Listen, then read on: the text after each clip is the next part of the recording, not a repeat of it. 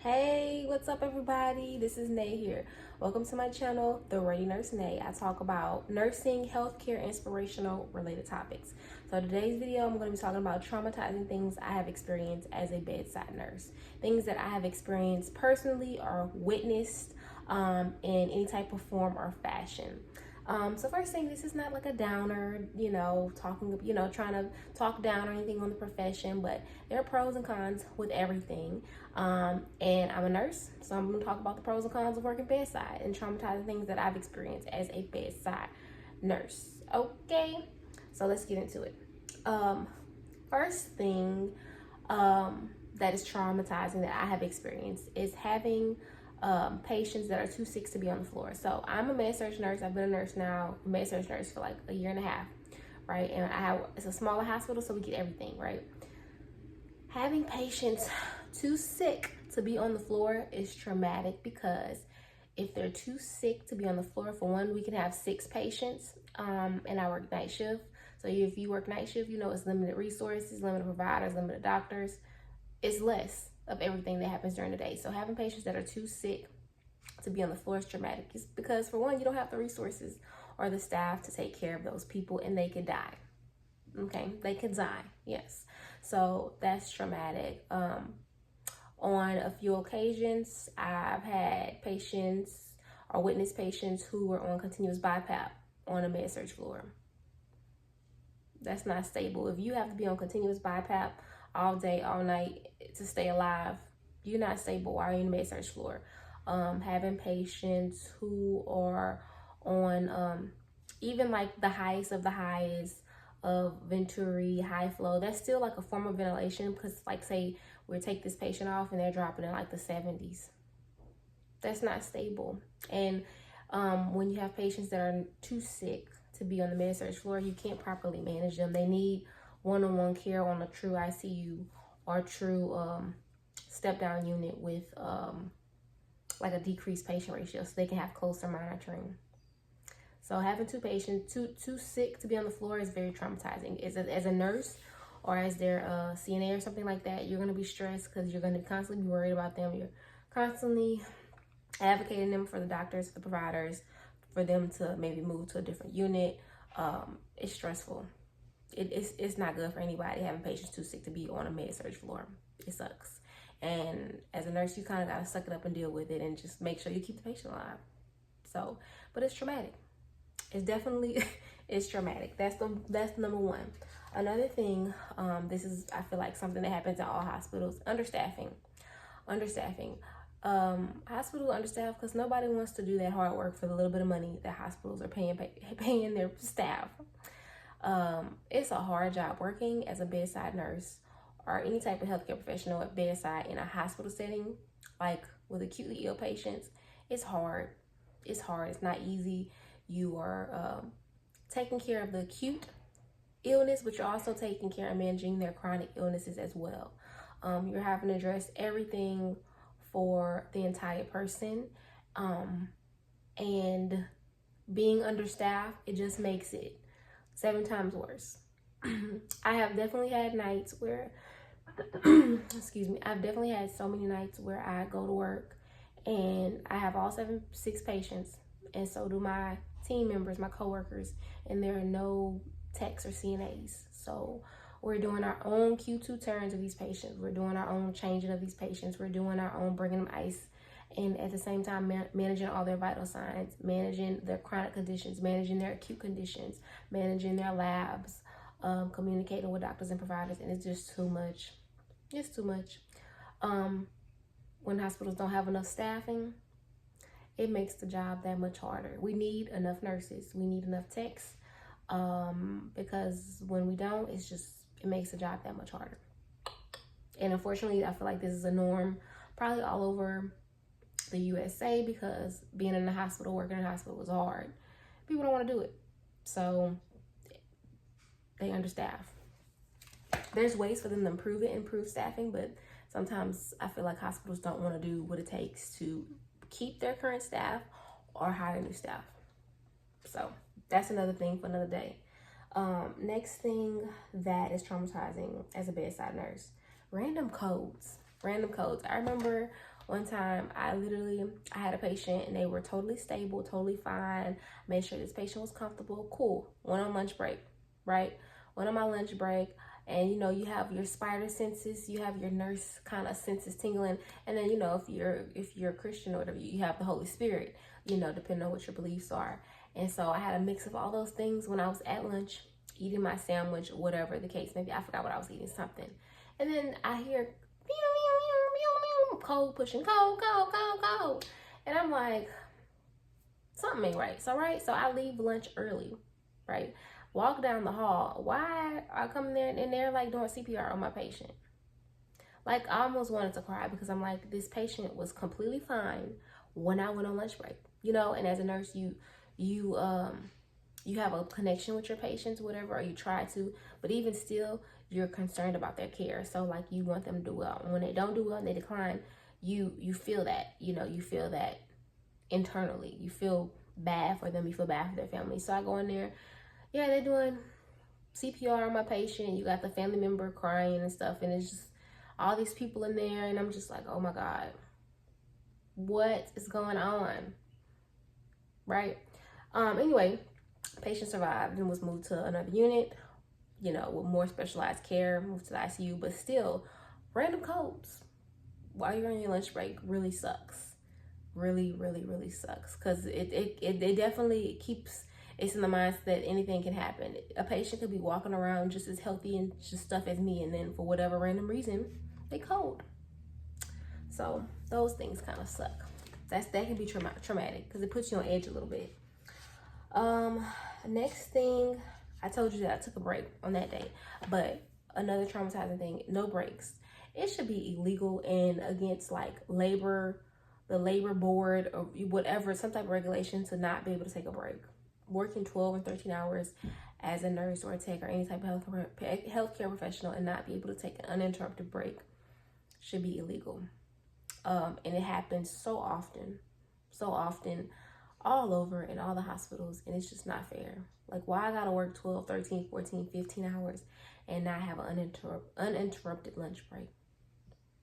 And it happens, but it's traumatic because you have to eat, you have to drink water, you have to pee.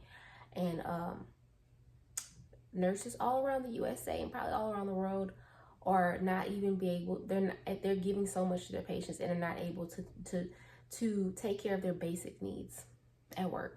Like, the hospitals and these facilities are not even providing a way for nurses to take care of their basic needs. And like my facility, I'm blessed. They have like a way to try to get people to take their breaks, but it doesn't always work. And it just is what it is. Like, you just kind of suck it up. Which kind of sucks. But anyway, another thing that is traumatic as a bedside nurse, burnout. Being extremely stressed or burnt out. You can kind of Google burnout, especially if you're a nurse or a healthcare professional. Some of the signs of burnout, being very cynical or negative about your job, dreading going to work, having panic attacks or something like that before work, a decrease in your productivity, or even like your connection to your job. You can look it up and look up different signs and symptoms and stuff of it, but like, and it can happen over time. It can happen like really quickly after a really rough shift where you experience it. It can kind of go in waves where you're like cool for 1 month and the next month you're burnt out. Extreme stress and burnout as a nurse, as a bedside nurse, it can be common, but it can also be traumatizing. Like,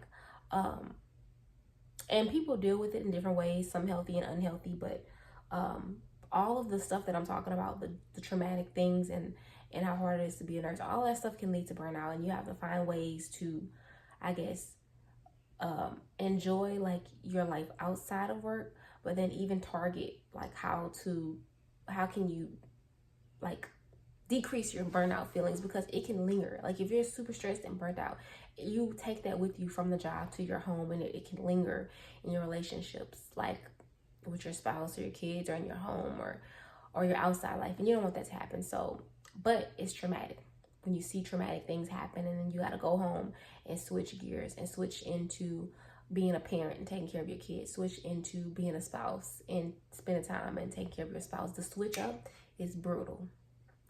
and it can be dramatic. You don't have a way to, you have to find a way to decompress so that you can make switching into those roles a little bit easier. A way that I do it is I take moments in my car, and I might think about how my shift was, that I did just kind of self-talk to myself, like I did the best that I could. If the outcome was great, great. If it wasn't great, I did what I could, and I gotta let it go. I'll listen to music and decompress before I come in, because the trauma and the burnout and the exhaustion that you feel from a shift, it can linger on like forever if you don't address it, which is traumatic, and you gotta deal with it, unfortunately. Another thing that I feel like is traumatic about being a bedside nurse, any type of abuse, whether it's verbal, physical, like sexual, like any type of abuse at all. A healthcare professional, you're not going to work to be abused in any type of way, whether it's from patients, family members, or other staff. We're not tolerating that. No, ma'am. Know your facilities and your rules and regulations when it comes to abuse, and how that is handled, and report it accordingly. Address it accordingly. Okay?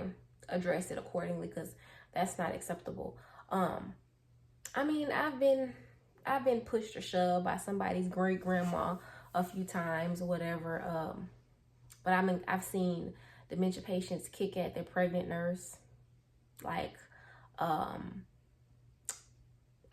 patient making a racist comment towards another black nurse on the unit. Maybe doctors kind of making smart alecky comments, to nurses' requests and things like that. But you gotta have thick skin as a nurse, and kind of know where you draw the limit at, and then address it accordingly, is what I will say. Okay? But it can be traumatic, right? I know a nurse where this particular nurse was having a particular provider or doctor was just being really rude to this nurse, and this nurse would kind of have anxiety every time this nurse would have to approach this particular provider, and so that nurse had to address the provider accordingly, like protocol wise as far as reporting, but then accordingly directly, in order for it to get better.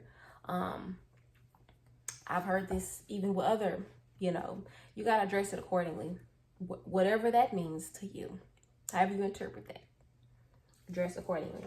But it can be traumatic. Other things, a number one thing, traumatizing stuff as a bedside nurse, having to stay for bad weather.